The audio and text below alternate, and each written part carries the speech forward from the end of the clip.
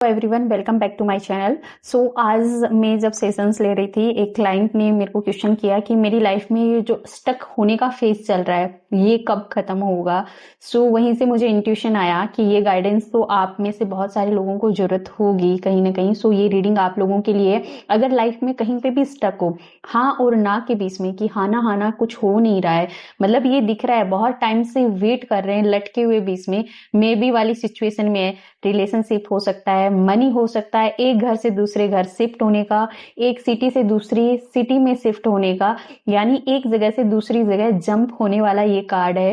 एक जगह से दूसरी जगह जंप होने वाला जो फेज होता है कि स्टक क्यों हूं, जंप क्यों नहीं हो पा रहा है, उसी से रिलेटेड आज की रीडिंग रहेगी। अगर आप अपनी लाइफ के ऐसे किसी फेज में अटके हुए हो तो ये रीडिंग डेफिनेटली आपके लिए। अगर आपके आसपास का कोई और आपको लगता है तो प्लीज ये वीडियो उनके साथ शेयर करें। अगर थोड़ा बहुत भी रेजोनेट करते हो तो कमेंट में क्लेम जरूर करें पॉजिटिव एनर्जीज को। एंड इसके अलावा वीडियो को लाइक शेयर एंड कमेंट कर सकते हैं सो दैट ऐसे और ज्यादा वीडियोस बनाऊं। तो सबसे पहले तो हम जान लेते हैं कि ये स्टक हो रखे हो, आगे नहीं बढ़ पा रहे हो, इस चीज में डिले क्या कर रहा है जिसकी वजह से आप आगे नहीं बढ़ पा रहे हो। सो ऐसी क्या चीज आपकी लाइफ में हो रही है करंट में जिसकी वजह से इतना डिले हो रहा है। आपके सामने ही मैं कार्ड सफल करके निकालती हूँ एंड देखते हैं कि क्या चीज है जिसकी वजह से लाइफ में इतना डिले आ रहा है। यूनिवर्स को याद करें कि मेरी लाइफ में इतना डिले क्यों हो रहा है, इसका मुझे करेक्ट आंसर मिले। सो डिले होने का रीजन क्या है। ओके, एक साथ दो कार्ड आए हैं और दो और कार्ड ले लेते हैं। डिले होने का रीजन क्या है। Okay, and the last one is, तो डिले का रीजन है वो है आपका बहुत ज्यादा इमोशनल होना, चीजों को प्रैक्टिकली ना सोच करके इमोशंस में सोचना है। बिकॉज दो कंटिन्यू क्वीन के कार्ड आए हैं और दोनों एक दूसरे के अपोजिट है। क्वीन ऑफ स्वॉर्ड बोलता है पूरा माइंड से चलना एंड क्वीन ऑफ कप बोलता है कि पूरा दिल से चलना। तो आपका क्या है, या तो ब्लंटली गुस्सा आता है, गुस्से में हो, कोई चीज नहीं जम रही है तो ब्लंटली बोल देना किसी चीज को, या फिर बिना सोचे समझे कुछ एक्शन ऐसे ले लेना जो नहीं लेना चाहिए कि बस मैं ही सही हूँ उसमें आ जाना। अदरवाइज एकदम इमोशनली स्टक फील करना कि नहीं मैंने क्या गलत कर दिया, खुद को जज करते रहना, खुद एक्शन नहीं लेना, खुद कहीं ना कहीं अटक जाना, या फिर ऐसी जगहों पे ऐसे लोगों पे बिलीव कर देना जो कि एक्चुअल में लग रहा है कि आपको सही वे दिखा रहे हैं बट एक्चुअल में ये सही रास्ता नहीं दिखा रहे हैं। कहीं ना कहीं कुछ ऐसी आती है क्योंकि जब इंसान का माइंड और दिल दोनों एक दूसरे के खिलाफ खड़ा हो, एक दूसरे को सपोर्ट नहीं कर रहा हो, एंड उस टाइम अगर आप ऐसा कोई डिसीजन लेते हैं देन कहीं ना कहीं आपको लेक वाली एक एनर्जी इसमें आ रही है, मतलब कमी वाली एनर्जी आ रही है इसमें। वो फुलफिलमेंट वाली एनर्जी इसमें नहीं आ रही है कि लोग मिलकर के एक टीम वर्क कर रहे हैं, आपको एक सपोर्ट कर रहे हैं, वो नहीं दिख रहा है। तो हो सकता है कि आप ऐसे किसी चक्कर में फंसे हो जहां पे आपको क्लियरिटी नहीं मिल रही है। कभी आपको लग रहा है मैं बहुत सही कर रही हूँ, कभी लग रहा है कि बिल्कुल गलत जा रही हूँ। एक तरह का कंफ्यूजन भी बोल सकते हैं कि खुद के ही लूप में फंसे हो, इसी वजह से चीजें डिले हो रही है। ये भी कार्ड कहीं ना कहीं इनोसेंस, ये भी कार्ड कहीं ना कहीं एक इमेच्योरिटी का है।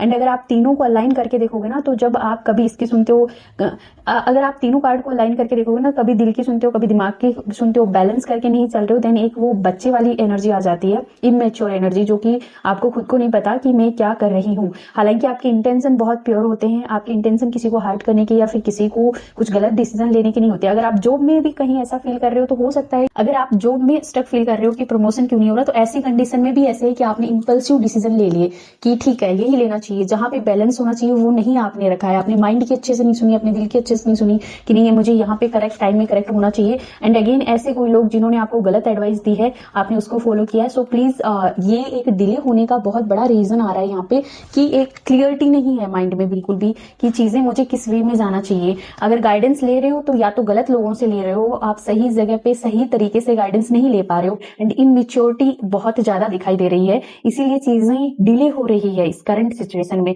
सो मैं देखती हूँ कि अभी करंट में क्या ऐसी चीज आपके साथ अलाइन कर रही है, आपसे जुड़ रही है। यूनिवर्स ने ऐसा क्या जोड़ रखा है जिससे इतना कंफ्यूजन हो रखा है कि कभी आपकी जबान तीखी हो जाती है, कभी आपका दिमाग तीखा हो जाता है, कभी आप एकदम सेंसिटिव एंड इमोशनल हो जाते हो। सो क्या चीज है जो करंट में अलाइन कर रही है जिसकी वजह से ये डिले के कारण बन रहे हैं। क्या चीज से आप अलाइनमेंट कर रहे हैं, देखते हैं क्या एनर्जी है जिससे आप अलाइन कर रहे हैं। देखो एनर्जी देखो कितनी अच्छी आ रही है। हाँ, एक और ले लेते हैं।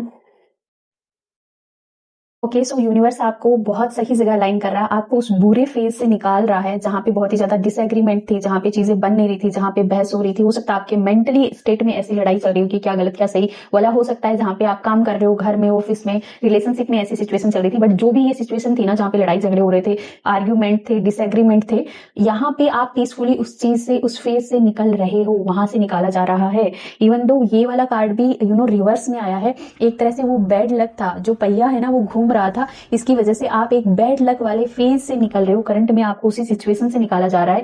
एंड इन दिनों में मुझे लग रहा है कि आप थोड़ा थोड़ा खुद से अलाइन हो रहे हो। ये वाला भी रिवर्स में आया, जो कि कहीं ना कहीं दिखा रहा है कि सेल्फ लव, सेल्फ पे ध्यान देना। अब जाकर के आप थोड़ा सा ये हो गए हो कि नहीं, दूसरों को मैं बाद में देखूंगा, बांटना, दूसरों को देना मैं थोड़ा कम कर देता हूँ, मैं खुद पे ध्यान दे लेता हूँ कि मेरे पास क्या है क्या नहीं है, मुझे मेरी कितनी जरूरत है। सो अभी आप एकदम करेक्ट सिचुएशन में अलाइन कर रहे हो। अगर ऐसी कोई अलाइनमेंट, ऐसी कोई सिचुएशन आपके पास आ रही है तो प्लीज कमेंट में जरूर बताना। मैं कम से कम वर्ड्स में बता रही हूँ, बिकॉज वीडियो को बहुत लंबा नहीं करना है। अभी हम डिवाइन टाइम देख लेते हैं कि कौन सा वो टाइम होगा जब आप ये रफ फेज से निकलोगे। वैसे तो ऑलरेडी टाइम आ गया है कि आप उस रफ फेज से ही निकल रहे हो। आपने कार्ड देखा ना, हमारा क्वेश्चन ये था कि आप ये स्टक वाले फेज से कब निकलोगे, और इवन दो जो लास्ट रीडिंग आई है वो यही आई है कि आप एक रफ फेज से निकल रहे हो। सो देखते हैं डिवाइन टाइम कब आएगा एंड आपके लिए क्या एडवाइस है। दोनों कार्ड एक साथ निकाल लेती हूँ, दो दो, सो दैट रीडिंग ज्यादा बड़ी ना हो।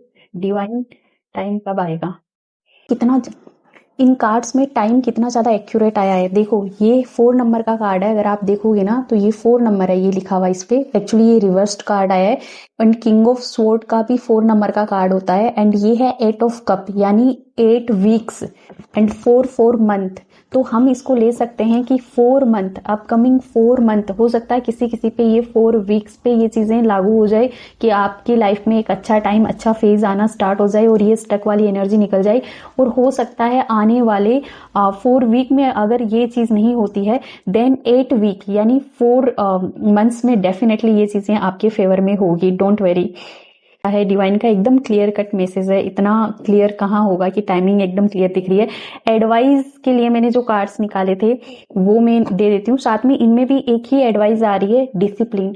ये उल्टा कार्ड आया, ये डिसिप्लिन को दिखाता है कि खुद पे काम करो, खुद के गुस्से, खुद के इमोशंस पे काम करो, खुद को डिसिप्लिन में रखो। बिकॉज ये कार्ड अगर ये आता है देन तो आप ट्रोन पे बैठे हो, आप डिसिप्लिन में हो पूरा। ये भी कहीं ना कहीं ये दिखा रहा है कि सेल्फ ईगो, सेल्फ डाउट वाली एनर्जी एंड खुद को ज्यादा सही मानने वाली एनर्जी है। सो ये भी डिसिप्लिन को दिखाता है। ये इमोशंस, चीजों को ड्रेन करना, चीजों से भागने को दिखा रहा है। सो इसमें भी कहीं ना कहीं खुद पे काम करके डिसिप्लिन लाने की एनर्जी है।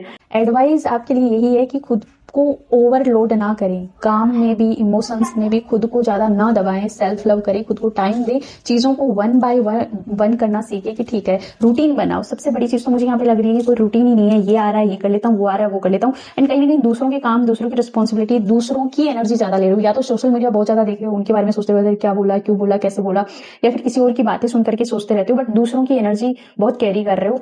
एंड ये भी रात को सो नहीं रहे हो, ओवर थिंक कर रहे हो, किसी चीज में स्टक हो। ये भी सेम कार्ड है, खुद का रूटीन ठीक करो, जो कि मैंने पहले ही बोल दिया आपको कि रूटीन ठीक करो।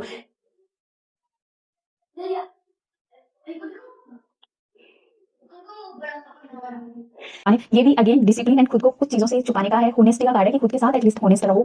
एंड अगेन ये कार्ड भी ओवर थिंकिंग का साइन है। स्वॉर्ड के सारे कार्ड आए हैं कि बहुत ही ज्यादा आप मेंटली डिस्टर्ब हो, चीजों के बारे में सोच रहे हो कि अरे क्यों नहीं हो रहा, क्यों नहीं हो रहा। अगर आप सोच नहीं रहे हो तो कुछ जगहों से, कुछ ऐसी जगहों से खुद को दूर रख रहे हो जहां से पॉजिटिविटी आ सकती है, जहां से अच्छी चीजें आ सकती है, वहां से खुद को हाइड कर रहे हो, छुपा रहे हो। सो प्लीज जहां पे पॉजिटिविटी आती है, अगर स्पिरिचुअल लाइन में कहीं मंदिर जाने का ऑफर मिलता है, कहीं दूसरी अच्छी जगह जाने का जहां से आपको रिफ्रेशमेंट मिलता है, पेरेंट्स का घर हो गया, किसी अच्छे फ्रेंड का घर हो गया, तो प्लीज जाएं, विजिट करें, उन चीजों को इग्नोर ना करें, अपना एक अच्छा सा रूटीन बनाएं।